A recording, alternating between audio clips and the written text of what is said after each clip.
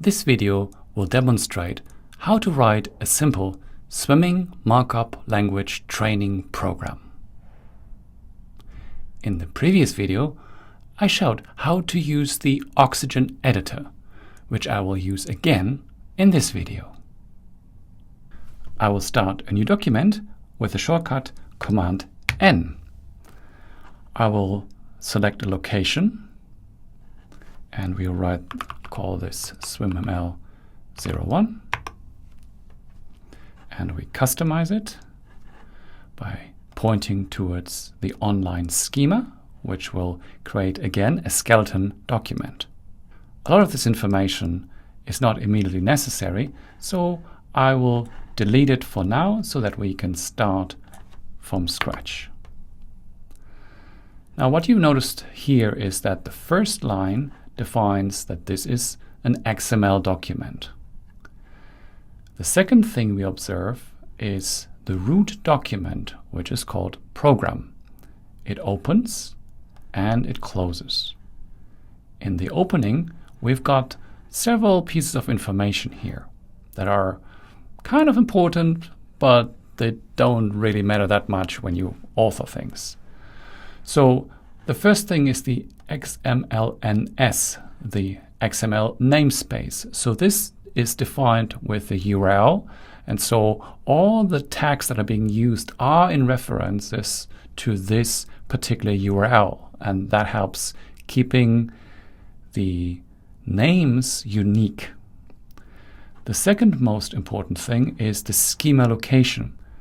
So this will point to, again, a URL where the swiML XSD file is located, which is right now on GitHub.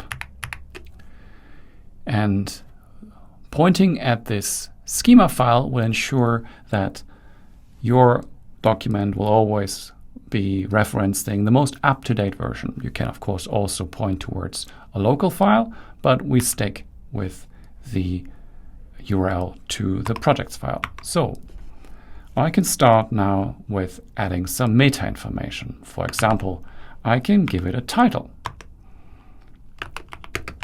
My first program. Then I can add an author.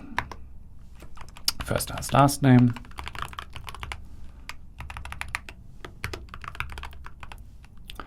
And I can also add my email. Right, then I can add a program description. This is the first program to demonstrate swiML. What is also usually quite good is adding a date. And 25, we are now in February 5th. Now, so far, so good. There are still other options that I can use, and actually I must use. For example, I should define the pool length. How long is the pool? And a typical value for this is 25 meters. Oh. And then a length unit is a good idea. I have to define what unit of measurement do I use, and I'll use meters for now. So now I'm ready to start writing my first instruction. So again, as soon as I start typing, Oxygen is offering me options. So I never have to actually write out a lot of things, just the first couple of letters, and that is enough. I want to have an instruction. And maybe I start with first creating a segment name. Often programs are split into segments such as warm up, main program, warm down, things like this. And this is very useful. So segment name, we call this warm up. Now I can start writing my first instruction. And as soon as I start writing, Oxygen is offering me options. And this speeds up the process dramatically. I only ever have to type the first couple of letters, hit enter, and I'm ready to go. So the first element we need is a length, and length can be defined in many different ways, such as time, as lapse, but the most frequent one, of course, is as distance. So let's say 25, and we previously defined that we use the unit of meters, so this will be 25 meters. The second thing that is absolutely necessary is a stroke. And strokes can be a standard stroke, freestyle backstroke, it can be a drill, or it can be something like kicking. So let's go for a standard stroke, freestyle. So now I have a valid swiML document, and I only have to select a transformation scenario. I go for the latest one, and then Command-Shift-T will transform this into an HTML document. And here you have a first nice little program. Let's copy and paste this segment now, this instruction, to explore some more elements. So another really frequently used and important element is a rest period. After you stop, for example, you want to have a certain amount of rest. And rest can be specified in many different ways, such as since the start or after stop. So I'll go now for after stop, and now I'm going to give it a time. Time is done using a specific format, which is period of time, 0 minutes, 15 seconds. And now I have a rest. Another important element is intensity. How fast should you swim?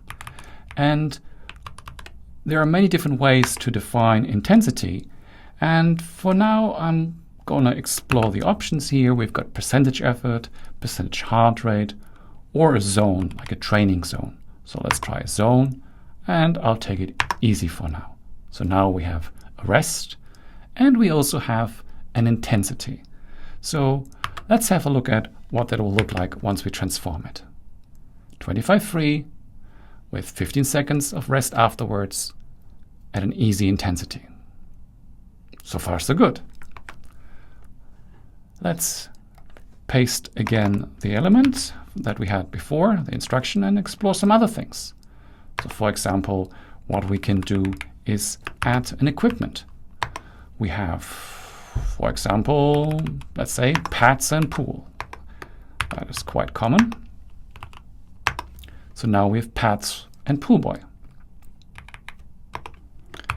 We can also talk about breathing. For example, breathe every 5th stroke, which is another common thing to do when you're training. So now 25 meters in freestyle, breathe 5 with pads and pool. Another interesting element to talk about is descriptions. So sometimes you want to do something that is rare or is not captured in swiML, and you just need a means of adding some sort of comment to this instruction. So pads and pool boy, breathe every 5, and I say focus on entry phase. A little comment about what I want you to focus on. And if I now transform this again, we'll see focus on entry phase in italic. This is a comment that coaches can use to provide additional information. Now there you have it, a first simple swiML program that we can transform into HTML, which shows you some basic usage scenarios for giving simple instructions. In the next video, I will start talking about some structural elements, such as repetitions, and that's going to be much more interesting. If you like writing programs in swiML, then you will like my new book, Swim Training Patterns, that is available on all major platforms. Or you can use this promotion code in the publisher's web store. Check the link in the description below.